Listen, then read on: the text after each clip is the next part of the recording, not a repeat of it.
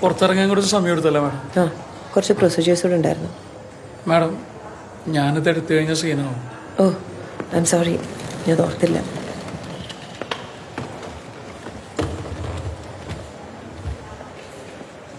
അയ്യോ മാഡം, ഒരു മിനിറ്റ്. ഞങ്ങൾ തന്നെ ഡോറ് തുറന്നു കൊടുക്കണമെന്നാണ് റൂള്. പണ്ട് ഇന്ത്യയിലെ പാവം ഡ്രൈവർമാരെ കൊണ്ട് നിർബന്ധിച്ച് കാറിൻ്റെ ഡോറൊക്കെ തുറപ്പിച്ചിരുന്ന ബ്രിട്ടീഷുകാരും ഫ്രഞ്ചുകാരൊക്കെയാണ്. ഇപ്പോഴത്തെ കൊറോണ, രണ്ടും വിദേശികൾ. ഭയങ്കരമാണല്ലോ. അതെ.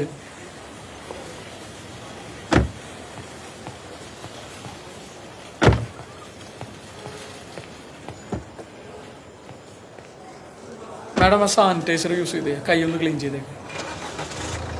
നാട്ടിൽ നല്ല ചൂടല്ലേ? ആ, പക്ഷേ AC ഇടാൻ പാടില്ലാന്ന് അവർ പറഞ്ഞിരുന്നു. സാരല്ല, കാറ്റൊക്കെ കൊണ്ടങ്ങ് പോവാം.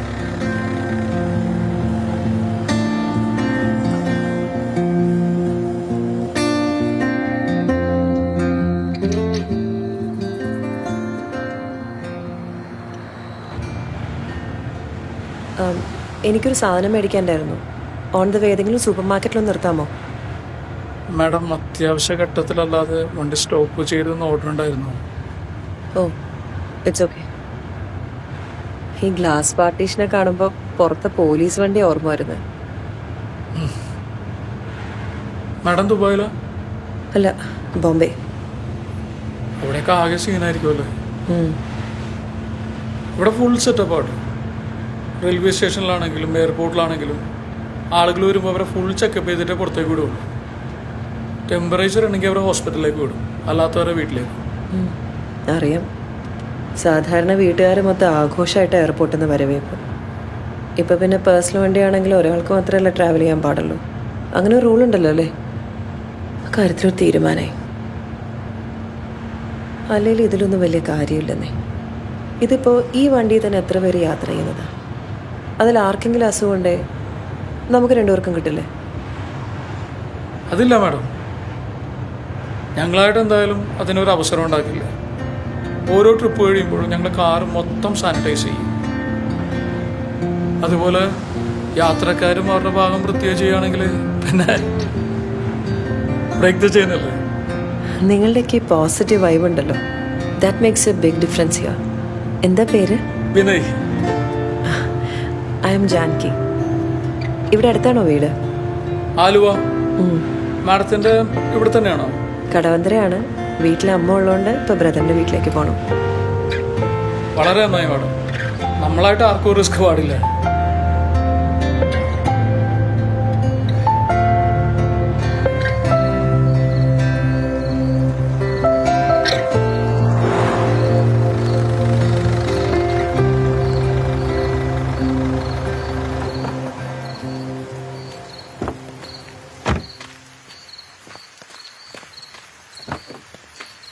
Thank you.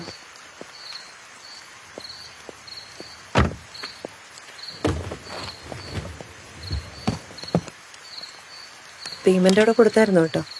അല്ല, ഞാൻ ഡോറ് തുറന്നവരാവുന്ന.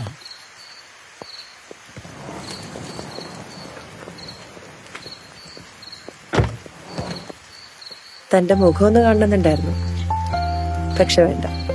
നല്ലത് ചെയ്യുന്നവർക്കൊക്കെ ഒരേ മുഖമാണെന്നല്ലേ. നല്ലത് വരട്ടെ.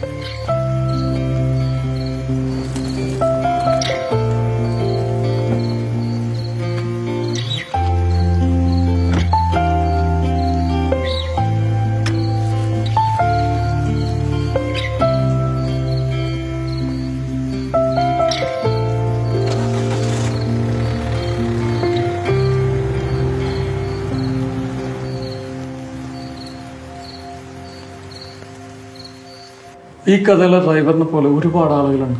അവരെല്ലാവരും ജോലിയെടുക്കുന്ന പൈസയ്ക്ക് വേണ്ടി മാത്രമല്ല, അവരാൽ കഴിയുന്ന കാര്യങ്ങൾ അവർ ചെയ്തു. അതുപോലെ നമ്മളെല്ലാവരും ചെയ്യുകയാണെങ്കിൽ തീർച്ചയായിട്ടും ഈ മഹാമാരിയെ നമുക്ക് തുടച്ച് നീക്കാൻ സാധിക്കും. അന്യ സംസ്ഥാനങ്ങളിൽ നിന്ന് വരുന്ന ആളുകൾ അറിയാൻ വേണ്ടിയിട്ട് കുറച്ച് നിബന്ധനകൾ.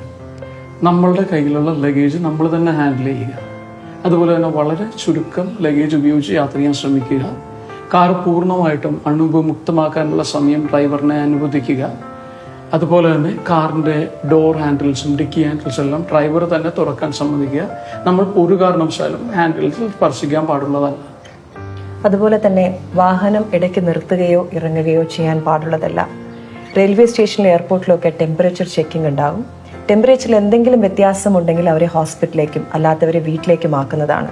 ദയവായി എല്ലാവരും അതിന് സഹകരിക്കുക. ഒരു കാര്യം കൂടി, നമ്മുടെ വീട്ടിൽ പ്രായം ചെന്നവർ അല്ലെങ്കിൽ രോഗാവസ്ഥയിലുള്ള ആരെങ്കിലും ഉണ്ടെങ്കിൽ ഒരു കാരണവശാലും അവിടെ ക്വാറന്റൈൻ ചെയ്യാൻ പാടുള്ളതല്ല. ഈ ഒരു സമയത്ത് ഞങ്ങൾക്ക് നിങ്ങളുടെ സപ്പോർട്ടാണ് ആവശ്യം. നമ്മൾ ഓരോരുത്തർക്കും ഒരുപാട് കാര്യങ്ങൾ ചെയ്യാനാകും. Let's fight this together. നിപ്പയെ വരെ തോൽപ്പിച്ച ആളുകളാണ് നമ്മൾ. നമുക്ക് ഇത് വെറും സിമ്പിളാണ്. എല്ലാവർക്കും നല്ലത് വരട്ടെ.